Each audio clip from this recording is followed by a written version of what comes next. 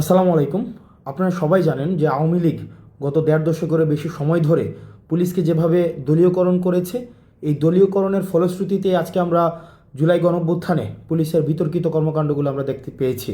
এবং শুধুমাত্র ক্ষমতায় টিকে থাকার জন্য হাসিনা এবং আওয়ামী লীগ পুলিশকে লাঠিয়াল বাহিনী হিসেবে, পুলিশকে স্ট্রিট সোলজার্স হিসাবে রাস্তায় নামিয়ে দিয়েছে এবং ছাত্র নাগরিকের উপরে নারকীয় হত্যাকাণ্ড চালিয়েছে। এবং এই যে পুলিশের এই বিতর্কিত ভূমিকাটির কারণে আজকে আস্থার সংকটে সমগ্র পুলিশ বাহিনী পড়েছে। এবং আপনারা আরও জানেন যে গুটি কয়েক ছাত্রলীগের যে ক্যাডারদেরকে আওয়ামী লীগ নিয়োগ দিয়েছিল পুলিশে, সেই সব ছাত্রলীগের গুটি কয়েক পুলিশ সদস্যের ব্যক্তিস্বার্থের কারণে সমগ্র পুলিশ বাহিনী কিন্তু এই আওয়ামী লীগের দলদাস হিসেবে গত দীর্ঘ দেড় দশকের বেশি সময় ধরে আওয়ামী নির্যাতন, নিপীড়ন, গুম, খুন, হত্যার সাথে জড়িত হতে বাধ্য হয়েছে। এবং আপনারা জানেন যে আমরা বারবার করে বলছি যে সমগ্র সব পুলিশ অফিসারই কিন্তু বেনজির কিংবা হারুন নয়, আমাদের সব পুলিশ অফিসার কিন্তু এমন নয়। সেই জায়গা থেকে এই জুলাই গণঅভ্যুত্থান পরবর্তী সময়ে এটি পুলিশের দায়িত্ব। মানুষের অনাস্থা তারা মানুষের অনাস্থার কারণ হয়েছে। এখন তাদেরকে কাজের মধ্য দিয়ে প্রমাণ করতে হবে তারা ছাত্র নাগরিকের পুলিশ এবং ছাত্র জনতার পুলিশ। ছাত্র নাগরিকের তারা গত 15 বছরের বিতর্কিত কর্মকাণ্ডের কারণে পুলিশের সাথে মানুষের একটি দূরত্ব তৈরি হয়েছে, ছাত্র নাগরিকের দূরত্ব তৈরি হয়েছে। এখন পুলিশ দায়িত্ব নিয়ে এটিকে সংশোধন করতে হবে। পুলিশ দায়িত্ব নিয়ে ছাত্র নাগরিকের সাথে পুলিশ তার যে বিতর্কিত কর্মকাণ্ডগুলোর সেগুলোর উত্তরণ ঘটাতে হবে। সেজন্য পুলিশ যে কাজটি করতে হবে সেটি মানুষের আস্থা অর্জনের জন্য পুলিশের মধ্যে যে মেন্টালিটি তৈরি হয়েছে। আজকে আমরা দেখেছি বেনজিরকে বক্তব্য দিয়েছে যে 90% পুলিশ আওয়ামী লীগের পুলিশ। মানুষের আস্থা অর্জনে আপনাদেরকে এটি নিশ্চিত করতে হবে যে এই ফেসিবাদী আওয়ামী লীগ দীর্ঘ দেড় দশকের বেশি সময় ধরে মানুষের মানবিক মর্যাদা নষ্ট করেছে, মানুষকে যে ন্যূনতম যে হিউম্যান ডিগনিটি রয়েছে সেটিরও স্বীকৃতি দেয়নি।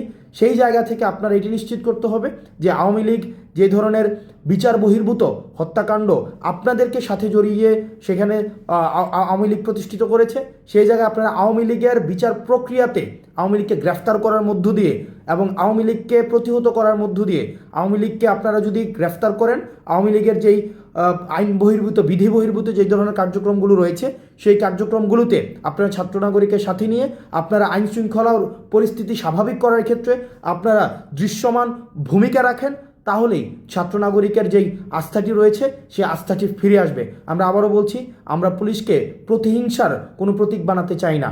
আওয়ামী লীগ আপনাদেরকে ছাত্র নাগরিকের বিরুদ্ধে সমগ্র পুলিশকে ছাত্র নাগরিকের বিরুদ্ধে দাঁড় করিয়ে দিয়েছে।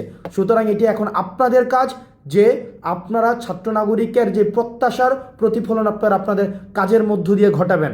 আমরা আমাদের জায়গা থেকে আপনাদেরকে সহযোগিতা করব। আপনারা যদি মনে করে থাকেন ছাত্র নাগরিকের আপনাদের কাজে সহযোগিতা করতে পারে, আমরা সামাজিকভাবে আপনাদের কাজে আমরা সহযোগিতা করব। অন্যদিকে বাংলাদেশ সেনাবাহিনী আমাদের 5ই অগাস্টে যে তাৎপর্যপূর্ণ ভূমিকা রেখেছে, সেই তাৎপর্যপূর্ণ ভূমিকা রাখার জন্য বাংলাদেশ সেনাবাহিনীর যে অবদান সেটি ইতিহাসে সবসময় আমরা শ্রদ্ধার সাথে স্মরণ করব। কিন্তু 5ই অগাস্টে আমাদের সেনাবাহিনীর যিনি প্রধান রয়েছেন সর্বজন শ্রদ্ধেয় জেনারেল ওয়াকার সাহেব বলেছিলেন যে দেশের পরবর্তী আইন শৃঙ্খলার যে পরিস্থিতি স্বাভাবিকীকরণের ক্ষেত্রে ওনারা গুরুত্বপূর্ণ ভূমিকা রাখবেন।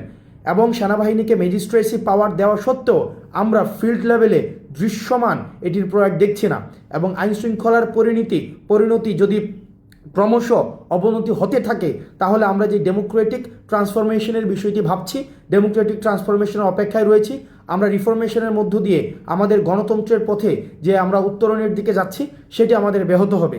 সেজন্য আমাদের সেনাবাহিনীর প্রতি আহ্বান থাকবে, প্রান্তিক পর্যায় থেকে সমগ্র বাংলাদেশে আপনাদের দৃশ্যমান আমরা পদক্ষেপ আপনাদের দেখতে চাই। এবং আইন শৃঙ্খলা স্বাভাবিকরণের ক্ষেত্রে ছাত্র নাগরিককে সাথে নিয়ে আমরা এই নিশ্চয়তা দিচ্ছি, আমরা পরবর্তী বাংলাদেশ বিনির্মাণের ক্ষেত্রে আমরা ছাত্র নাগরিকদের সাথে নিয়ে আপনাদের যে পরবর্তী পদক্ষেপ রয়েছে আইন শৃঙ্খলা স্বাভাবিকীকরণের ক্ষেত্রে, সেক্ষেত্রে আপনারা দৃশ্যমান পদক্ষেপ নেবেন। এবং আপনাদের যে ম্যাজিস্ট্রেসি পাওয়ার দেওয়া হয়েছে সেটি দৃশ্যমান আমরা প্রয়োগ দেখতে চাই।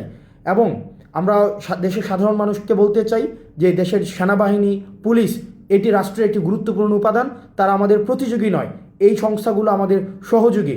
এবং বিদেশি ইন্ধনে বিদেশ থেকে বা আমাদের পার্শ্ববর্তী যে দেশগুলো রয়েছে সবসময় চাইবে এই প্রতিষ্ঠানগুলো যদি দুর্বল হিসেবে প্রমাণিত করা যায়, তাহলেই আমাদের বাংলাদেশের বা আমাদের এই যে ভূখণ্ডের দখলদারিত্বের ক্ষেত্রে, আমাদের পূর্ণাঙ্গ দখলের ক্ষেত্রে আমাদের যে পার্শ্ববর্তী দেশের যেই প্রভাব তত বেশি বিস্তার করতে পারবে।